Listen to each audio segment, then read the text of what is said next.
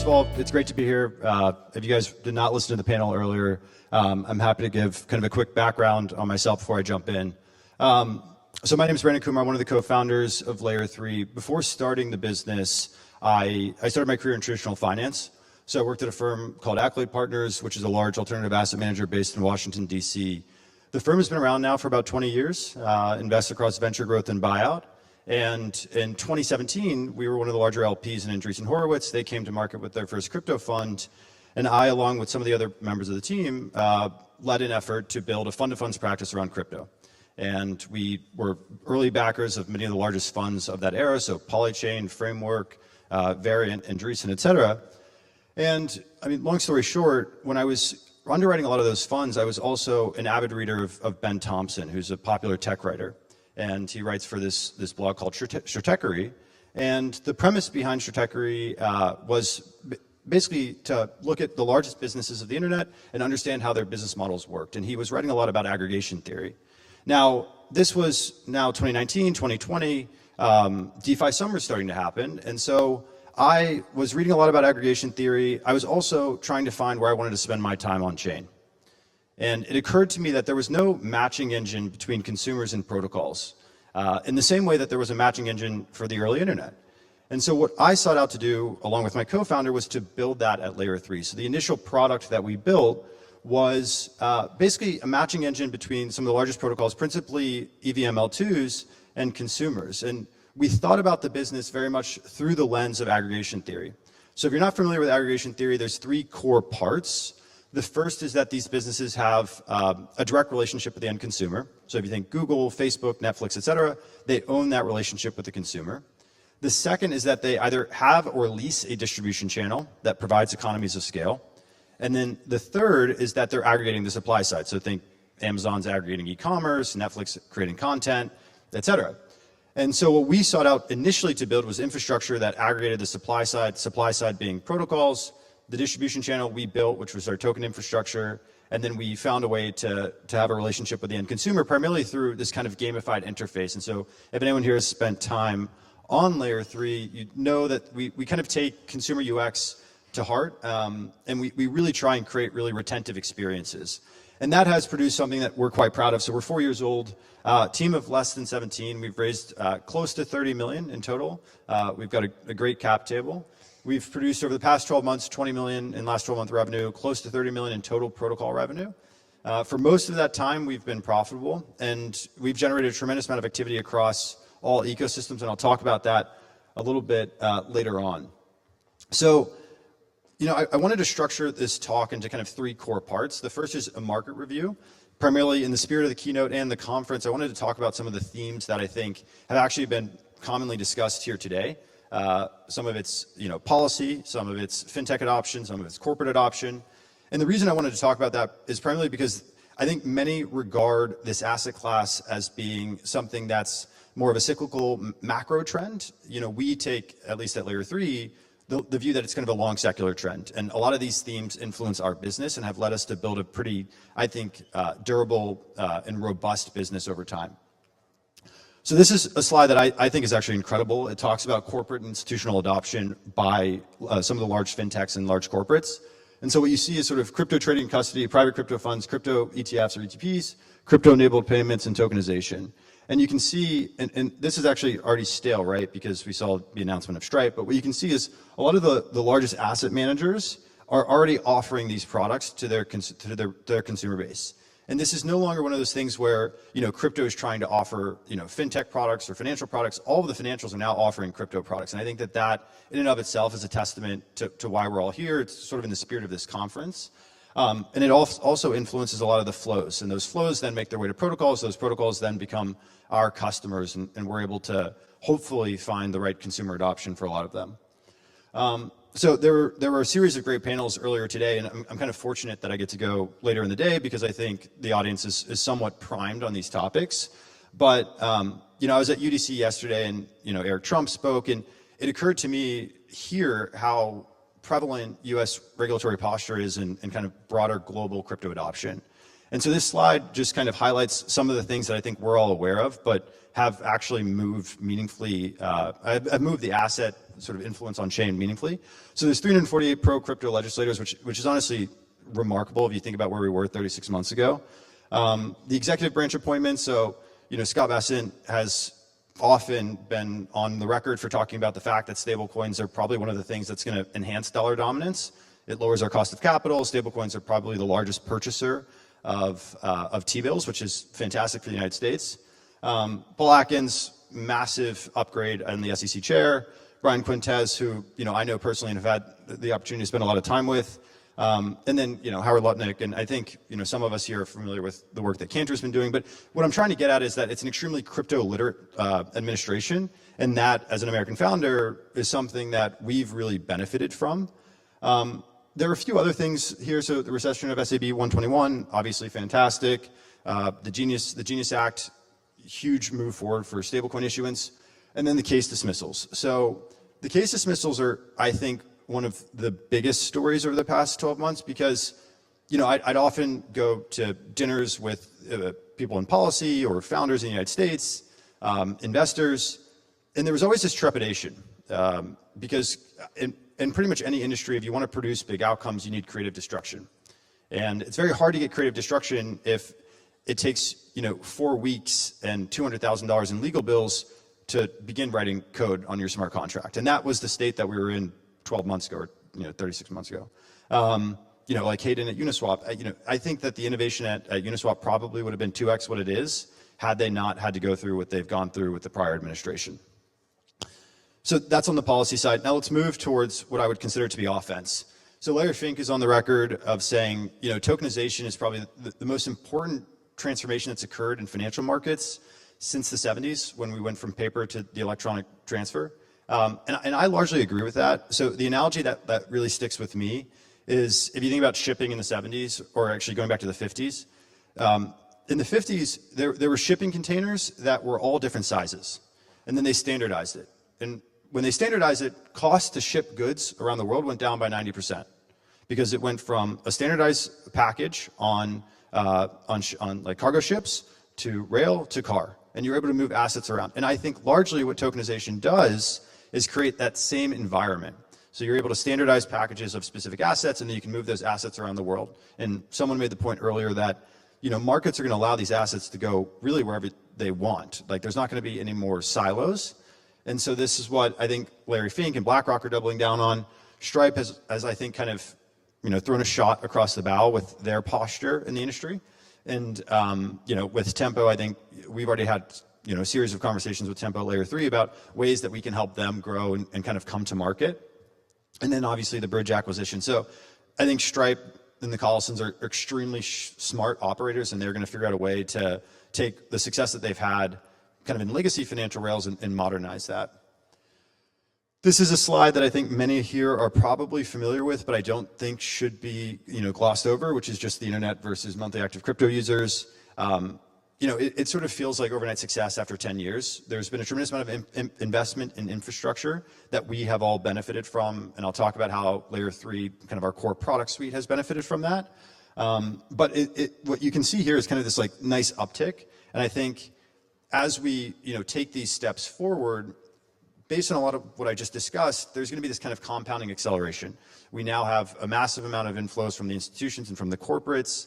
We have infrastructure like embedded wallets. We have better mobile experiences. Many of those things that Layer 3 is benefiting from, but that's causing this massive acceleration. We are actually, at Layer 3, one of the key drivers for adoption, particularly on Base, but also on Solana.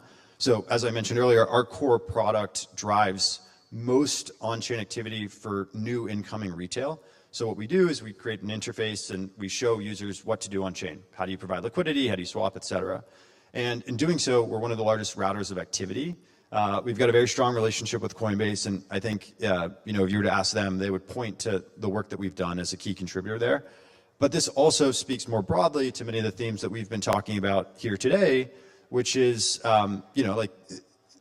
the tech has more or less gotten to a point where it is widely usable. You can abstract a lot of the complexities away, and real users are now touching protocols like Base, protocols like Solana. I'm sure 5 years from now, there'll be a tremendous amount of activity on Robinhood's chain, on Tempo, all of which is very exciting for everyone here.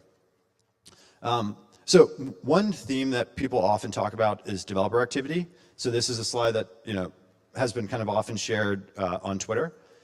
What is not captured here that I think is particularly relevant, and I think many here would agree with, is it's not just quantity of developers, but it's also the quality. So when I now interact with other founders, oftentimes they're leaving some of the largest hedge funds, they're leaving some of the largest fintechs, they're coming from Stripe, they're coming from Google. I think if you ask some of the investors here who were deploying capital 5 years ago, founder quality, they would probably say that 99% of the founders were not investable. I think that has materially changed. And I think that will lead to kind of compounding outcomes in the years to come. It's also relevant for layer 3 in part because they are our customers. I'm going to speed through the rest of the market slides so I can talk a little bit more about layer 3. But I mentioned this earlier. The posture of the United States is that stablecoins are actually a net positive for dollar dominance, and that is a huge win, I think, globally for stablecoin adoption. The major stablecoin issuers hold more T-bills than Norway. And then, payment volume, I think everyone here kind of gets this. Stablecoins are obviously accelerating far past legacy financial rails. I talked about this during the panel, so I'll just kind of skip this. But international wire costs are insane, particularly when you have to send large amounts of money. And so, you can do that instantly now on Base or Solana or any chain that you really prefer. So now getting to layer 3. So the question that I was asked on the panel earlier was, do we view ourselves as a consumer or an infrastructure project? I would say we started as a consumer product business, but we've kind of migrated over time to infrastructure. And we have a pretty robust product suite that I think is underrated by the market, but is obviously evident in our financials, which I'll talk about later on. So on the consumer side, we've got a self-custodial wallet. It's got easy on and off ramp. You can trade any asset you want across any chain. It's probably, in my opinion, one of the best consumer experiences for a wallet that exists today. Discovery, which is kind of our core marketplace, we connect protocols with consumers. Trade, so you can bridge and swap any asset natively in our interface. And then the stablecoin product, which we're calling Save. This is not yet released, but will be released soon, and I'll talk more about that in a second. Our developer product suite includes three core products. The first is Layer 3 Signal. So if you're familiar with what Kaido has built on kind of the social influence side, Layer 3 Signal is our attempt to create more signal, if you will, in high quality usage. And so what we do is we take the 2 million plus active users that we have on our product, we standardize that data, and you can look at where momentum is shifting across chain and by app. And the beauty of this is that if you're an exchange, or if you're an investor, or you're an ecosystem, you can very easily see what is exciting at any given point. And we've seen a tremendous amount of excitement for this. Currently, it's a free product. We do plan on monetizing it. But the data advantage that we have is a little bit downstream of the fact that we are an aggregator now with 4 years of data. The second is the Layer 3 Builder. The simplest way to wrap your head around the Builder is, if anyone here has spent any time in like the Facebook Ads Manager or the Google Ads Suite, what the Builder allows you to do is say, well, I want to target users who have a propensity to trade perps and have wallet balances above 1 million in size, and I want to reward that user with the minimum amount of tokens that will retain them on a 60-day basis. So you can be very specific. And in doing so, you can reach the right user at the right time, and that has created a really powerful flywheel because now protocols who want to acquire users can use our infrastructure to do so, and consumers know that if they want to find the right protocol, they can do so directly on Layer 3. And then the final is the API. This just brings most of our product suite directly to the front end of any protocol that wants to create some element of gamification into their product. One thing I'm particularly proud of is the number and quality of customers that we serve. So we serve most of the EVM ecosystem. We serve Linea, we serve Base, we serve Arbitrum, we serve Optimism, and the list kind of goes on. So over 50 different chains are considered to be Layer 3 customers. We serve over 500 applications. You know, this was a grind in the early days. We ultimately have a network effects business and a marketplace, so it did take us a lot of time to build that customer base. But now that we have it, there's a really powerful flywheel, which is simplistically, if you think about it through the lens of, let's just take like Instagram as a good analogy. If you're on Instagram and you're getting, and let's say you're, a male between the age of 18 to 25, and you like running, but you're getting targeted, I don't know, like knitting ads or something that's probably for women over the age of 70 or 60. That's not going to be a very good experience for you, right? And what we have created is an environment where we have hyper-specific targeting between the type of consumer that spends time on our platform and the type of protocol that's advertising on our platform. And that creates a really powerful flywheel that allows us to engage the user and serve them additional products. So we've driven over 300 million transactions that we can attribute directly to us, and that's a key KPI that we measure internally. Among our customer base are some of the largest fintechs. So we serve Robinhood. We are the exclusive provider for the Robinhood Wallet activation suite. So if you're in the Robinhood Wallet, you can basically discover and earn natively through Layer 3's infrastructure. And then we also serve Coinbase. We serve Coinbase across multiple elements of their product suite: Coinbase Cloud, Coinbase, their core discovery product or their core trade product, and then also the Base ecosystem.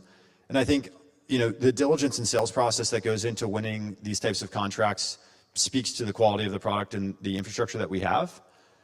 So the natural question is, okay, well, you have all of this distribution. You own the user across many different lenses or products. How do you go about serving them additional tools?